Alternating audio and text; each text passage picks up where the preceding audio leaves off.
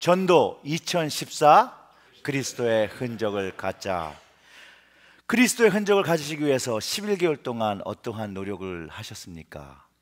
시간이 너무 빠르죠? 벌써 12월인데 12월에 7일을 벌써 사용했습니다.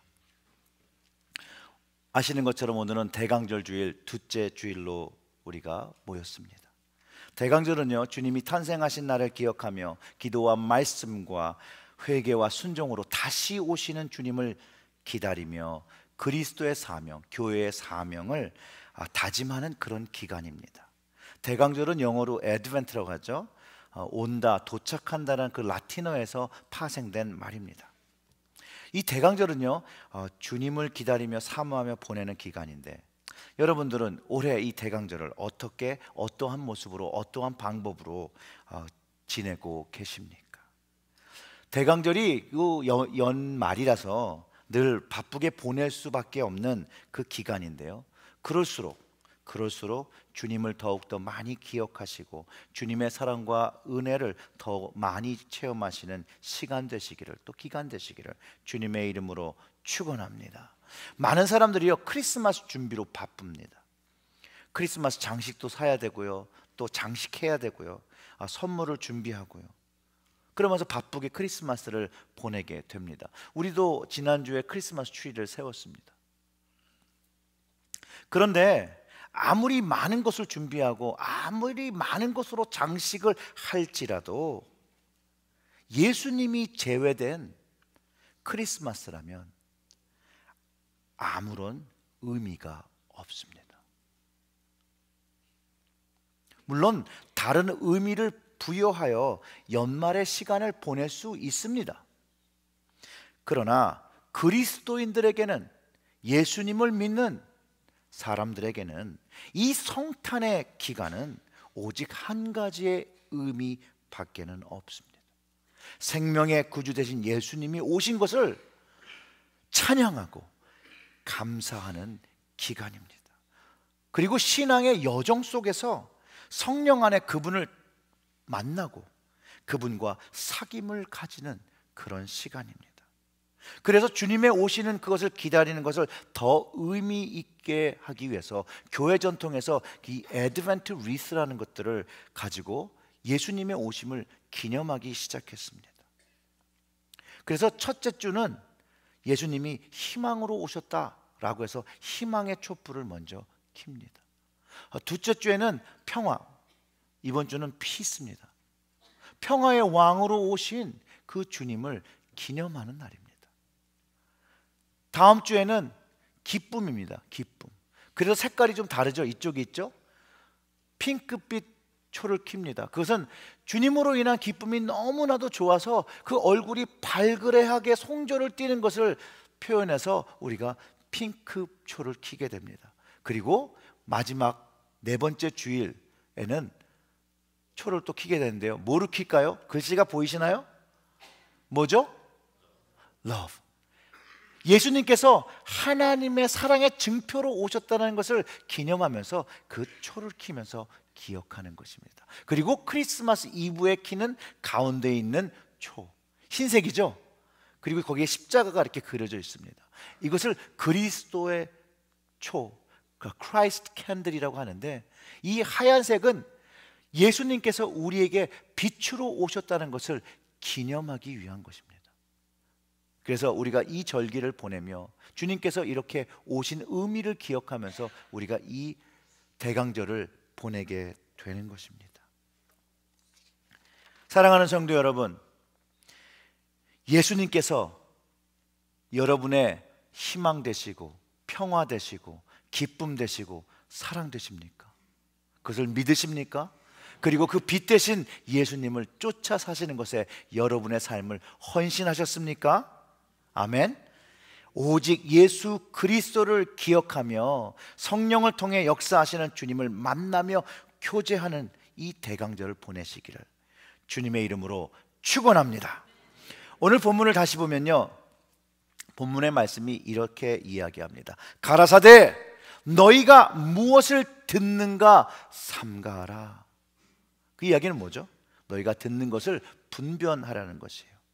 그리고 너희의 헤아리는 그 헤아림으로 너희가 헤아림을 받을 것이요 또 더 받으리니 있는 자는 받을 것이요 없는 자는 그 있는 것까지 빼앗기리라. 아멘. 주님의 말씀입니다. 근데 이 주님의 말씀이 무슨 뜻인지 오늘 좀 상고해 보기를 원합니다. 우리가 살아가면서 백문이 불여 일견이란 말은 어떤 거죠? 보는 거에 대한 중요성을 말하는 것입니다. 맞습니까?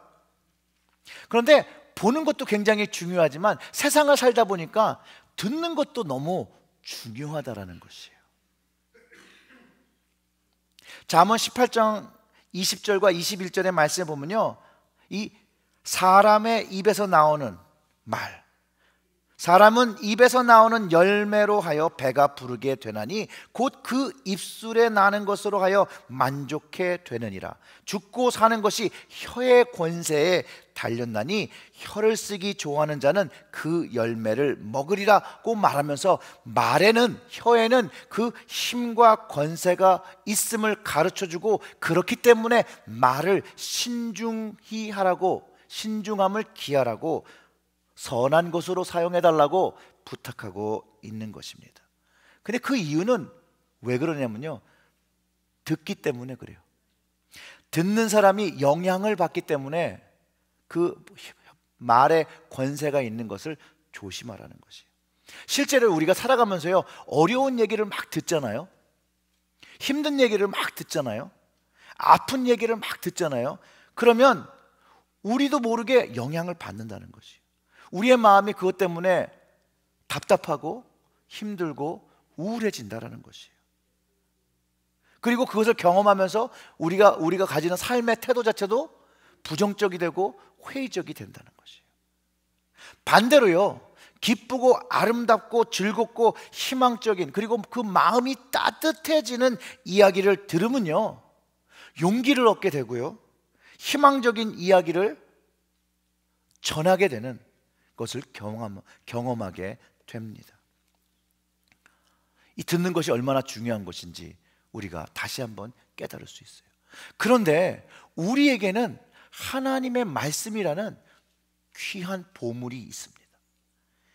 우리가 가진 성경의 말씀은 하나님의 말씀인데, 이 말씀을 듣는다면 우리가 얼마나 놀라운 영향력을 받을 수 있겠습니까? 그렇죠? 이 말씀을 들을 때 하나님의 그 사랑의 음성을 듣게 됩니다. 용서의 음성을 듣게 됩니다.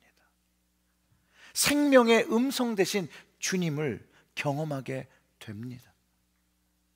그럴 때 우리의 영혼이 소생한다라고 우리가 고백합니다. 오늘의 본문의 말씀은요, 주님의 말씀, 우리가 듣는 것을 신중히 들어야 된다고 가르쳐주고 있습니다. 오늘 이 말씀을 상고하며 지금 우리의 영혼이 무엇을 듣고 있는지, 우리의 영적 상태를 점검해 보기를 원하고, 주님이 원하시는 것에 우리가 귀를 기울일 수 있도록 돌아보는 시간을 갖도록 하겠습니다. 마가복음에서 주님께서 너희는 무엇을 듣는가 스스로 삼가하라 하면서 주님의 말씀을 마음에 잘 새겨들을 것을, 주님의 말씀을 깨달을 것을 촉구하십니다. 예수님께서 이 말씀을 하신 이유는 주님이 말씀하심에도 불구하고 주님이 말하는 그 군중들 속에도 듣지 않고 깨닫지 못하는 사람들이 분명히 있었기 때문에 주님은 주님의 말씀을 헤아려 듣는 것, 깨닫는 것이 중요하다라고 오늘 말씀을 통해 이야기하고 계십니다. 우리가 그 주님의 말씀을 분별하여 우리의 마음에 담으면요, 그 깨달은 말씀이 우리 마음속에 새겨지게 되고, 그 말씀이 우리 마음에 새겨질 때 우리가 생명의 길에 이른다라고 잠언의 말씀이 또 가르쳐 주었습니다. 잠언 4장 20절과 23절의 말씀은 이렇게 합니다. 내 아들아, 내 말에 주의하며 나의 이르는 것을 내 귀에 기울이라. 그것을 내 눈에게서 떠나게 하지 말며 내 마음속에 지키라. 그것을 얻는 자에게 생명이 되며 그 온 육체에 건강이 됨이라. 무릇 지킬 만한 것보다 더욱 내 마음을 지키라. 생명의 근원이 이에서 남이라고 말합니다. 이것을 현대인의 성경으로 읽어드리면 좀 더 이해하기 쉽습니다. 내가 내게 이르는 말을 가슴에 심어두어라. 내 말에 귀를 기울여라. 한눈 팔 생각은 하지도 말고 오직 내가 하는 말을 내 마음 한가운데 담아두어라. 내가 이르는 말을 깨닫기만 한다면 어찌 그것이 너를 살리지 않겠느냐? 그 모든 말이 보약이 될 터인데 어찌 내 나날의 삶을 건강하지 않겠느냐? 이 세상에 지켜야 할 것도 많지. 하나 그것보다 무엇보다 내 마음을 지키거라. 내 마음을 지키는 것이 생명에 이르는 길이다.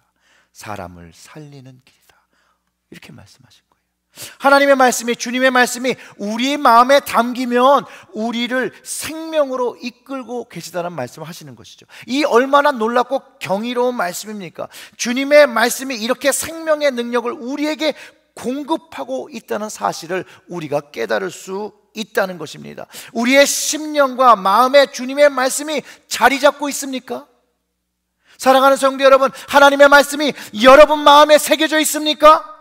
그리고 그 말씀이 여러분 마음속에서 힘과 능력과 생명을 공급하시는 것을 경험하고 계십니까? 그렇다면 지금 이 순간 여러분 마음속에 있는 주님의 말씀은 무엇입니까? 어떤 주님의 말씀이 여러분의 마음을 사로잡고 있으며 여러분 삶의 은혜와 생기를 공급하고 있습니까? 지금 마음에 심령에 들리는 소리가 주님의 음성과 주님의 말씀입니까? 아니면 다른 것입니까? 세상적인 것입니까? 어떤 것입니까? 내가 좋아하는 것입니까? 우리의 영적 점검을 위해서 여러분의 귀를 가장 즐겁게 하고 마음을 즐겁게 하는 것이 무엇인지 한번 생각해 보아야 합니다. 여러분들 무엇을 좋아하세요? 여러분의 마음이 가장 좋아하는 것에 여러분은 여러분의 귀를 쫑긋 세우고 계실 것입니다. 그리고 그 들은 것을 여러분의 주변 사람들에게 늘 말씀하고 계실 것입니다. 사람이요, 입으로 무언가 먹으면 생리현상으로 무엇인가를 배출하듯이 사람의 귀가 들으면, 사람의 귀로 무엇인가를 먹으면 입으로 배출하게 되어 있습니다. 즉 말을 전하게 됩니다. 여러분들의 일상생활의 말이 무엇을 말하고 있습니까? 바로 그것이 여러분의 마음과 우리의 마음에 가장 좋아하고 늘 생각하는 것을 행동으로 말하고 있는 것입니다. 성경은 너희 보물, 우리가 좋아하는 곳에, 그 보물이 있는 곳에 너희의 마음도 있으리라고 말씀하셨습니다. 우리가 보물처럼 여기며 우리 마음에 늘 품는 생각이 무엇입니까? 그리고 그것이 여러분 주님으로부터 온 것입니까? 아니면 주님 외에 다른 곳으로부터 오는 것입니까? 주님의 말씀이 우리 마음에 들어있다라면 우리는 주님의 용서의 십자가를 알기 때문에 그 은혜를 말하게 될 것입니다. 주님의 사랑이 크고 넉넉하기 때문에 그 마음을 가지게 될 것입니다. 내가 넉넉하고 자비롭고 커서가 아니라 주님의 말씀과 주님이 넉넉하고 주님이 자비롭고 주님이 은혜로우시기 때문에 우리의 말이 주님을 닮아 주님의 말씀의 영향력을 받아 넉넉함을 가지며 자비함을 가지며 은혜를 말한다는 것입니다. 바로 천국 비밀을 깨달은 자의 삶의 모습입니다. 주님은 사람들에게 천국을 가르쳐 주셨습니다. 천국을 깨닫기 위해서 회개를 요구하셨던 것을 기억하십니까? 주님의 말씀을 마음에 담은 사람들은 무엇을 했겠습니까? 회개를 했을 것입니다. 주님의 말씀을 즐겨 듣는 자들은 주님의 말씀을 지켜서 행했을 것이라는 것이에요. 그런데 주님이 말씀하시는 그 시대에도 주님의 말씀을 즐겨 듣던 자와 즐겨 듣지 않던 자가 있었다는 것을 우리는 성경을 통해서 알 수 있습니다. 여러분들은 주님의 말씀을 즐겨 들으며 그분의 훈계를 마음에 담으며 그 말씀에 귀를 기울이십니까? 잠언 13장 1절의 말씀은 이렇게 얘기합니다. 지혜로운 아들은 아비의 훈계를 들으나 거만한 자는 꾸지람을 즐겨 듣지 아니하느니라 합니다. 주님이 천국 복음을 전할 때 지혜로운 자처럼 그 말씀을 마음에 담은 사람들이 있어 주님을 쫓아다녔고요, 잠언의 거만한 사람처럼 주님의 말씀을 즐겨 듣지 아니하고 반대하던 무리도 있었습니다. 어떻게 이렇게 동일한 말씀을 듣고 경험하지만 그들이 가지는 마음은 극과 극이라는 것이죠. 어떤 이들은 주님의 말씀을 가지고 천국의 기쁨을 누립니다. 그러나 어떤 이들은 주님의 말씀을 듣고 주님을 죽이려고 하는 지옥의 마음을 품기도 합니다. 요한복음에 예수님께서 나사로를 살린 이야기가 있습니다. 많은 사람들이 나사로의 그 부활 사건 때문에 그것이 그가 살던 베다니로부터 예루살렘까지 막 들썩들썩합니다. 왜 아니겠어요? 죽었던 사람이 살아났으니까. 그러나 요한복음의 12장 9절과 11절은 약간 이 사건에 대해서 이렇게 좀 이상하게 설명합니다. 유대인의 큰 무리가 예수께서 계시는 줄 알고 오니 이는 예수만 위함이 아니요 죽은 자 가운데서 살리신 나사로도 보려 함이다. 어떻게 된 거예요? 나사로가 살았다는 그 소식이 막 들리자 그걸 확인하러 모인 것이죠. 그 가족들은 얼마나 기뻤을까요? 죽었다가 돌아왔으니까. 천국의 기쁨, 얼마나 놀라운 일에 감사하며 찬양하고 있었을까요? 그런데 10절을 보면 이렇습니다. 대제사장들이 나사로까지 죽이려 모의하니 나사로 가닥에 많은 유대인이 가서 예수를 믿음이라 라고 증언합니다.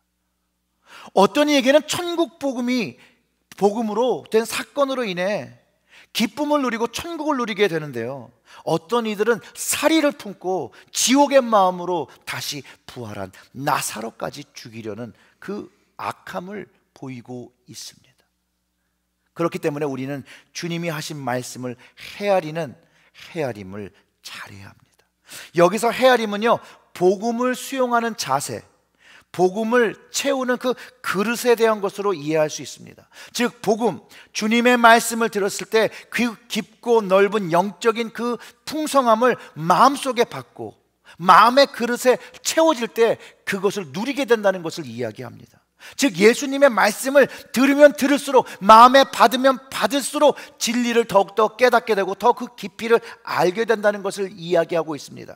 그리고 헤아리면 헤아릴수록 더 얻게 되는 천국의 비밀을 선포하고 있습니다. 주님의 말씀을 마음에 가진 자가 더 많이 받게 되고 주님의 말씀에 있는 자가 더 많이 누리게 된다라고 성경이 이야기하고 있습니다. 주님의 말씀을 마음속에 갖고 있으니 주님의 말씀 때문에 믿음이 견고해질 수밖에 없음을 우리는 깨닫게 됩니다. 이것을 로마서 10장 17절에서 바울이 이렇게 표현했습니다. 그러므로 믿음은 들음에서 나며 들음은 그리스도의 말씀으로 말미암았느니라 라고 합니다. 들음이 그리스도의 말씀으로 시작되면서 그 들음이 우리의 믿음을 생기게 하고 우리의 믿음을 견고케 한다는 것입니다. 여기에는 영적인 공평함이 있습니다. 영적인 진리 역시 아무런 노력 없이 얻어지는 것이 아니라 주님을 사랑하는 마음을 가지고 알려고 노력하는 사람이 주님에 대해서 더 많이 알게 되고 깊게 알게 되는 것을 가르쳐주고 있습니다. 신앙도 그냥 되는 것은 없습니다. 여러분 한번 생각해 보세요. 학교를 그냥 열심히 다닌다고 공부를 잘하는 것입니까? 아니죠. 그것처럼 교회를 그냥 다닌다고 해서 믿음이 견고해지는 것이 아니라는 것이에요.